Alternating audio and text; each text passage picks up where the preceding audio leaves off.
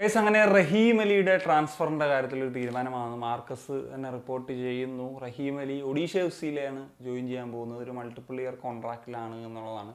2-3 ഡേയ്സിനുള്ളിൽ ടീമിനോടൊപ്പം join ചെയ്യുന്ന തരത്തിലേക്ക് കാര്യങ്ങൾ എത്തും എന്നുള്ളതാണ്. ഇതിനു മുമ്പ് മാർക്കസ് തന്നെ പറഞ്ഞതാണ് ഏതർ ഒഡീഷ അല്ലെങ്കിൽ ചെന്നൈയിൽ തന്നെ തുടരുന്നുള്ള സാഹചര്യത്തെ പറ്റി. എന്താണെങ്കിലും അത് ഒഡീഷ എഫ് സി ആകുന്നു. I think it's A good move എന്നുള്ളതാണ് എനിക്ക് തോന്നുന്നത്. കാരണം ഇപ്പോൾ ചെന്നൈയിൽ നോക്കി കഴിഞ്ഞപ്പോൾ സെൻട്രൽ ഫോർവേഡ് പൊസിഷനിൽ തന്നെ ഇപ്പോൾ ഇർഫാൻ യാദവ്, അത് ഇപ്പോൾ ഗുർക്കീറത്തിൻ്റെയൊക്കെ ഒരു അഡീഷൻ വരുന്നുണ്ട്. അല്ലെങ്കിൽ വിങ്ങിലാണെങ്കിലും ഒരുപാട് പ്ലേയേഴ്സ് ഉണ്ട്. ഇപ്പോൾ കിയാൻ നസീരി, വിൻസി, ഫറൂഖ്, അല്ലെങ്കിൽ ഇപ്പോൾ കോമൽ തട്ടാൽ സീനിയർ ടീമിലൊക്കെ ഒരു സൈനിങ് അങ്ങനെ പ്രൊമോഷനൊക്കെ കൊടുക്കുന്നത് അങ്ങനെ. അപ്പോൾ ആ ഒരു ഓപ്ഷൻസ് ഇനിയും ഉണ്ട് മറ്റു പ്ലേയേഴ്സ്.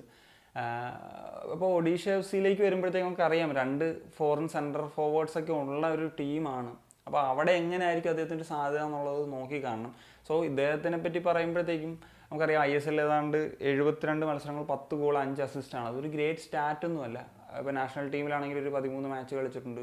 ഇതുവരെ ഗോളൊന്നും സ്കോർ ചെയ്യാനായിട്ട് സീനിയർ ലെവലിൽ സാധിച്ചിട്ടില്ല. അപ്പം ഞാൻ പലപ്പോഴും വീഡിയോസിലൊക്കെ പറഞ്ഞിട്ടുള്ളതാണ്, ഇദ്ദേഹത്തിൻ്റെ ഒരു പൊട്ടൻഷ്യൽ വെച്ച് ഒരിക്കലും ഒരു സെൻട്രൽ ഫോർവേഡിൽ കളിക്കേണ്ട ഒരു പ്ലെയർ അല്ല. കാരണം അദ്ദേഹം ഒരു ഗോൾ സ്കോറിങ് ഇൻസ്റ്റിൻ്റ് ഉള്ള ഒരു പ്ലെയറായിട്ട് സോഫാർ തോന്നിയിട്ടില്ല. അതുപോലെ തന്നെ 1-on-1 അറിയാം, നമുക്ക് ഒരുപാട് സിറ്റുവേഷൻ അദ്ദേഹം തുലച്ച് കളയുന്ന സാഹചര്യങ്ങളുണ്ട്. പക്ഷേ വേറെ തരത്തിലേക്ക് ഉപയോഗിക്കാൻ പറ്റും. അങ്ങനത്തെ ഒരു എബിലിറ്റി ഒക്കെ ഉണ്ട്. ഇപ്പോൾ അദ്ദേഹത്തിന് അത്യാവശ്യം സ്പീഡൊക്കെ ഉണ്ട്. ഫിസിക്കൽ ഒരിത് അടിപൊളിയാണ്. അതുപോലെ ചില പെൻട്രേറ്റിംഗ് പാസ് ചെയ്യാനുള്ളൊരു എബിലിറ്റി ഉണ്ട്. ചില ചാൻസ് ക്രിയേറ്റ് ചെയ്യാനുള്ള അങ്ങനത്തെയൊക്കെയുള്ള കാര്യങ്ങളുണ്ട്. പേഴ്സണലി ഞാൻ മുമ്പും പറഞ്ഞു, അതായത് ഒരു DM ആയിട്ടോ അല്ലെങ്കിൽ ഒരു വിങ് ബാക്ക് ആയിട്ടോ ഒക്കെ ഇതിരുന്ന് ചിലപ്പോൾ ഇതിനേക്കാളൊരു എഫക്റ്റീവ് ആയിട്ടൊക്കെ വന്നേനെ എന്നുള്ളത്. എന്താണെങ്കിലും ഒഡീഷയിലേക്ക് പോകുമ്പോഴത്തേക്കും ഐ തിങ്ക് ഒരു വിങ്ങർ പൊസിഷനിൽ അദ്ദേഹം വരാനുള്ള സാധ്യതയാണ്. എസ്പെഷ്യലി ഒരു റൈറ്റ് വിങ്ങർ ഒരു സാധ്യത ആണ് ഞാൻ കൂടുതൽ കാണുന്നത്. കാരണം എന്ന് വെച്ച് കഴിഞ്ഞാൽ അവിടേക്കൊരു ഇപ്പം ജെറി മാവിയ ഇപ്പം കുറച്ചൊന്ന് ഡൗണായിട്ട് നിൽക്കുന്ന സാഹചര്യമാണുള്ളത്. ഇപ്പോൾ ബോമസിനെ കൂടി സൈൻ ചെയ്തിട്ടുണ്ട്. അപ്പോൾ അദ്ദേഹത്തിന് അവിടെ ഒരു പ്ലേസ് ഉണ്ടാകാനുള്ള സാധ്യതയുണ്ട്.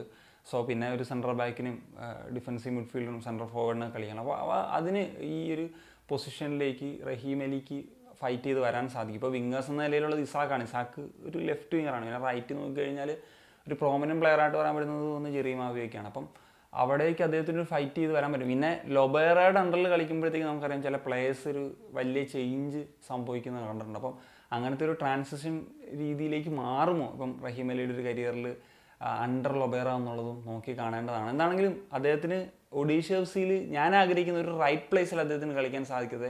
അദ്ദേഹത്തിൻ്റെ ഒരു ബെസ്റ്റ് സീസൺ എന്ന നിലയിലേക്കൊക്കെ വരാൻ സാധിക്കട്ടെ എന്നുള്ളതാണ്. കാരണം ഞാൻ പറഞ്ഞില്ല, ഈ ഒരു സ്കോറിങ് എബിലിറ്റി ഒരു സെൻട്രൽ ഫോർവേഡായിട്ട് കളിക്കുമ്പോൾ ഒരുപാട് ലിമിറ്റേഷൻസ് ഉണ്ട്. പക്ഷേ മറ്റു പൊസിഷൻസിലൊക്കെ കളിപ്പിച്ച് കഴിഞ്ഞാൽ ചിലപ്പോൾ അദ്ദേഹത്തിൻ്റെ ഒരു ഫുൾ പൊട്ടൻഷ്യൽ കാണാൻ സാധിക്കും എന്നുള്ളത് തന്നെയാണ് എൻ്റെ പേഴ്സണലി ഉള്ളൊരു എക്സ്പെക്റ്റേഷൻസ്. എന്താണ് നിങ്ങൾക്ക് ഈ ഒരു പ്രതീക്ഷ റഹീം അലിയെ പറ്റി അല്ലെങ്കിൽ ഈ ഒരു മൂവിനെ പറ്റി എന്നുള്ളത് ഉറപ്പായിട്ടൊന്ന് കമ്പോസ് ചെയ്യാൻ പറ്റുമോ കാണിക്കാൻ. ഞാൻ സനി.